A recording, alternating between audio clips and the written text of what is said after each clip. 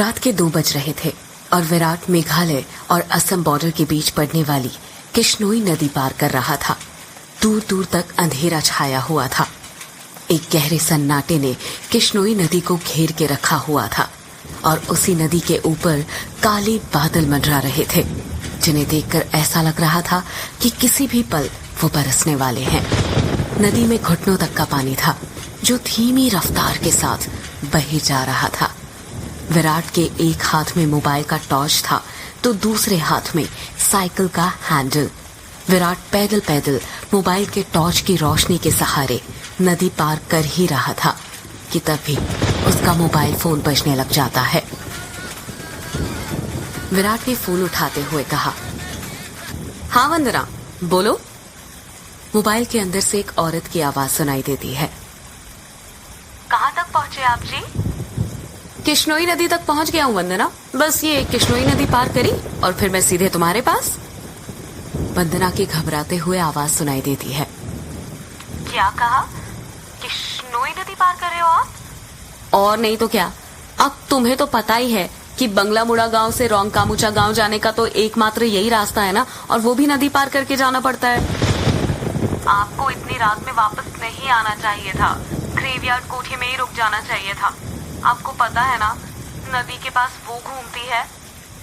विराट हैरानी के साथ पूछता है, वो घूमती है मतलब?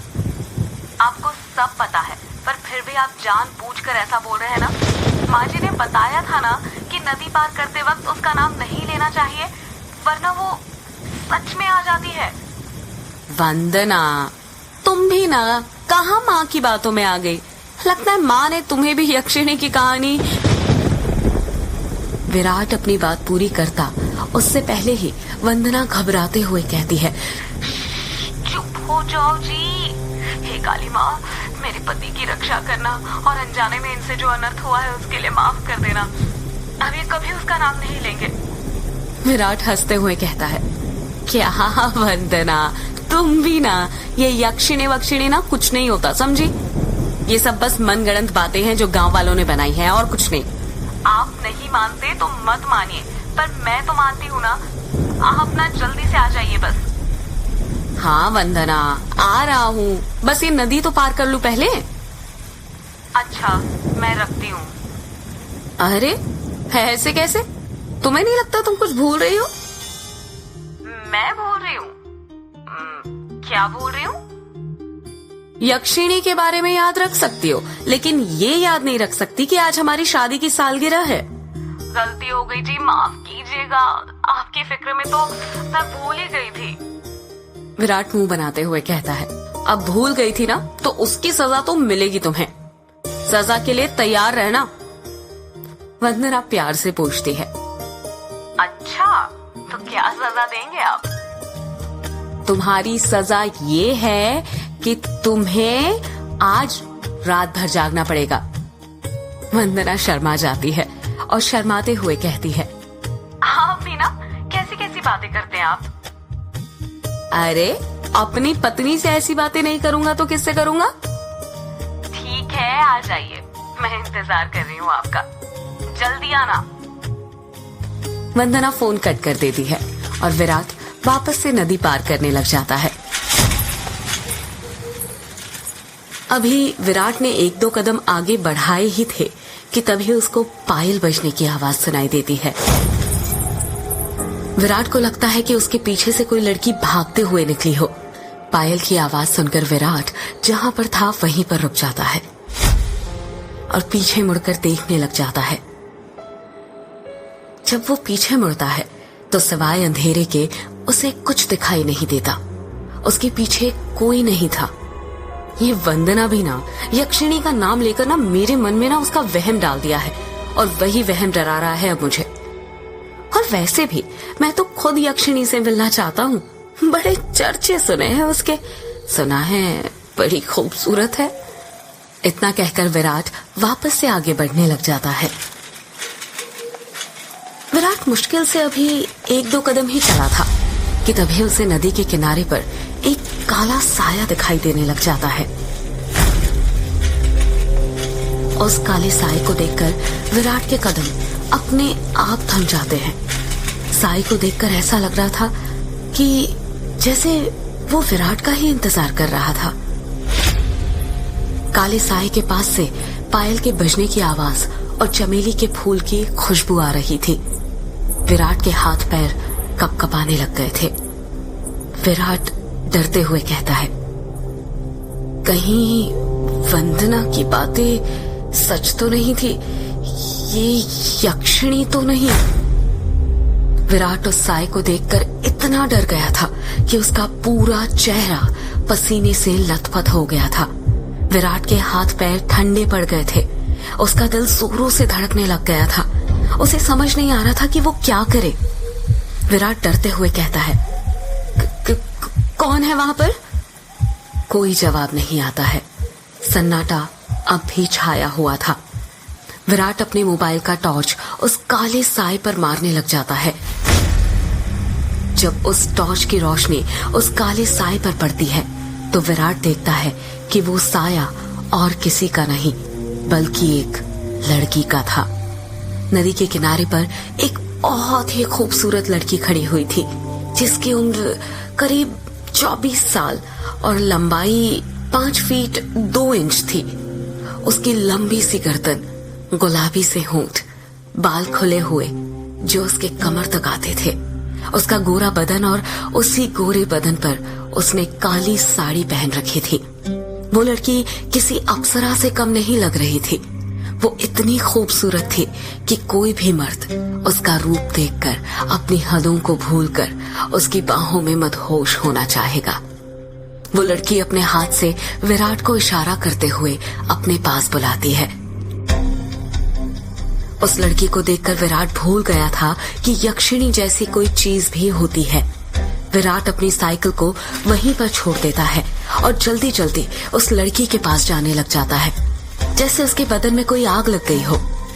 विराट उस लड़की के पास जाकर उससे धीरे से पूछता है, कौन हो तुम और यहाँ पर क्या कर रही हो?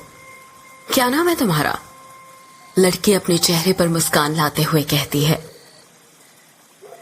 नाम में क्या रखा है? जो रखा है काम में रखा है। कैसा काम? लड़की विराट की आंखों में देखते हुए कहती है, वही काम जो तुम घर पर जाकर अपनी पत्नी के साथ करने वाले थे। तुम उसे आज रात भर जगाना चाहते थे ना? क्या तुम मुझे नहीं जगाओगे? उस लड़की की आंखों में एक नशा सा था, जिसे देखकर विराट सब कुछ भूल गया था। ऐसा लग रहा था जैसे वो उसके वश में आ गया हो।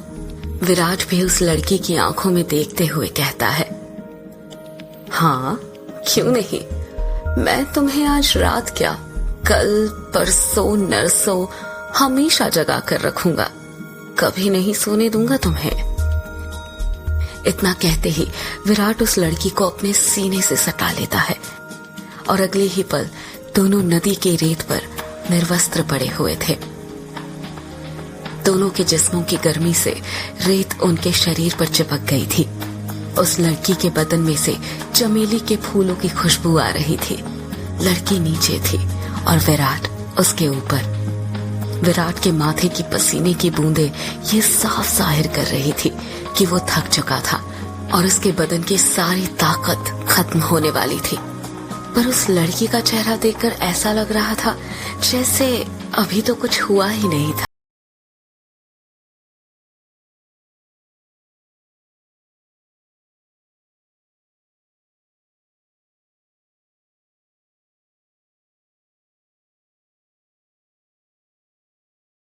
उत्कर्ष अवस्था में पहुंचने वाला था और कुछ ही पल में वो उस लड़की के बदन पर ध्वस्त होने वाला था। तभी उसकी नजर उस लड़की के वक्ष पर पड़ती है और वो देखता है कि उस लड़की के वक्ष पर धीरे धीरे झुर्रियां आने लग गई थी। उसके हाथ पैरों की नसें बाहर निकलने लग गई थी। उसके बाल काले से सफेद होने लग गए थे। देखते ही देखते वो लड़की अचानक से बूढ़ी औरत में तब्दील हो जाती है।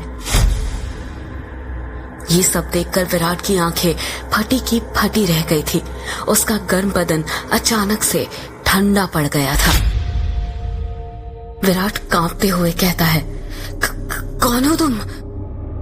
वो लड़की धीरे से कहती है, मैं यक्षिणी, तेरी मौत। ये सुनकर विराट के रोंगटे खड़े हो जाते हैं और वो झट से उससे दूर हटने लगता है। पर उसी वक्त यक्षिणी उसे अपने दोनों हाथों से पकड़ लेती है और कहती है, अभी कहाँ जा रहे हो प्रियतम? मेरी प्यास अभी बुझी नहीं है। तुम तो मुझे कल, परसों, नरसों हमेशा तक जगाना चाहते थे ना? क्या हुआ, थक गए या डर गए मेरा असली रूप देखकर? विराट उसका खौफनाक चेहरा देखकर इतना डर गया था कि कुछ भी नहीं बोल पा रहा था। उसको यक्षिणी की आंखों में खुद की मौत नजर आ रही थी। यक्षिणी गुस्से में कहती है, वासना की प्यास में तू ये भूल गया कमीने कि तेरी पत्नी वंदना तेरा घर पर इंतजार कर रही है और तू यहाँ पर मेरे साथ। तुम मर्द कभी एक स्त्री से प्यार नहीं कर सकते। तुम्हारी हवस कभी खत्म नहीं होने वाली। इतना कहकर यक्षिणी अपना हाथ विराट के सीने पर रख देती है।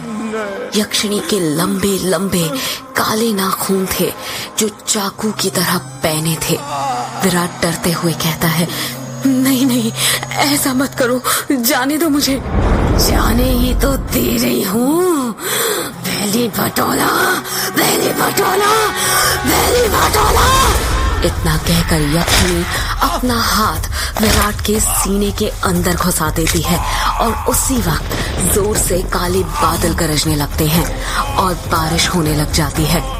विराट के शरीर का खून नाखूनों के सहारे यक्षिणी के शरीर में जाने लग जाता है। जैसे जैसे खून यक्षिणी के शरीर के अंदर जा रहा था, वो वापस से जवान होते जा रही थी। यक्षिणी वापस से अपने पुराने रूप में आ गई थी और विराट का शरीर सूखकर सफेद पड़ गया था।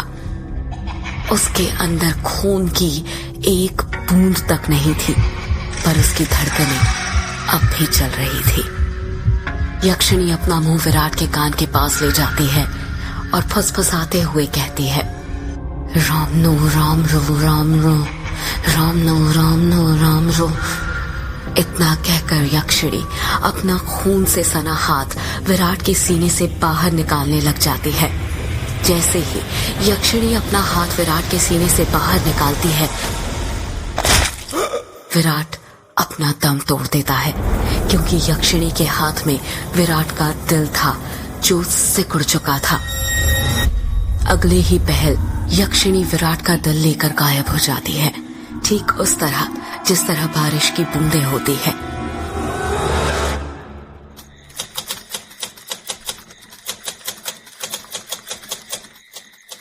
टाइपराइटर की बटन दबने की आवाज सुनाई दे रही थी।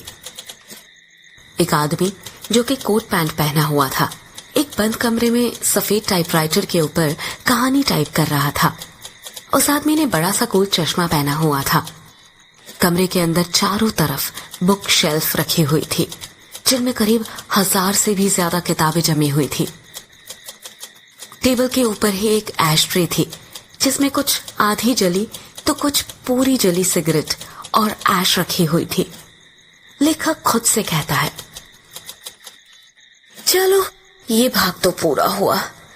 अब दूसरे भाग में वंदना अपने पति की मौत का बदला लेगी, साथ में यक्षिणी के अभिशाप का पता भी लगाएगी और उसे ना इस अभिशाप से मुक्ति दिलाएगी।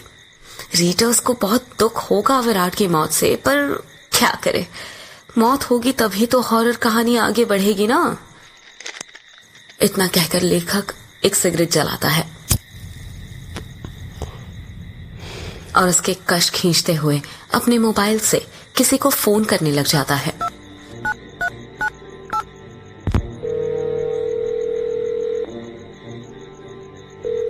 फोन के अंदर से उबासी लेते हुए आवाज सुनाई देती है, हेलो, कौन? हेलो जग